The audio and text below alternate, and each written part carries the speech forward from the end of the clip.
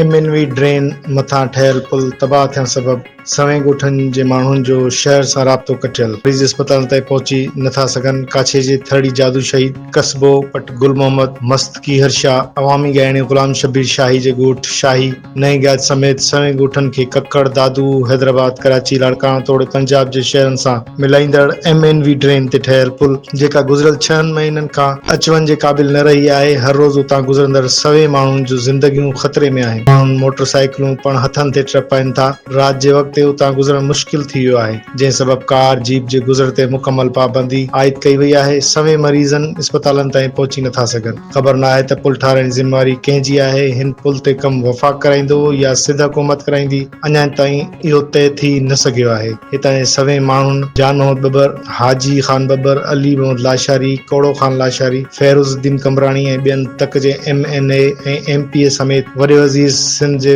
मुराद अली शाह ऐं ॿियनि खां मुतालबो कयो आहे त फौरी तौर ते हिन पुल जो कमु शुरू कराए सवें माण्हुनि जूं ज़िंदगियूं बचाइण सां गॾु ॻोठाणनि जो शहर सां कटियल राब्तो बहाल कयो वञे।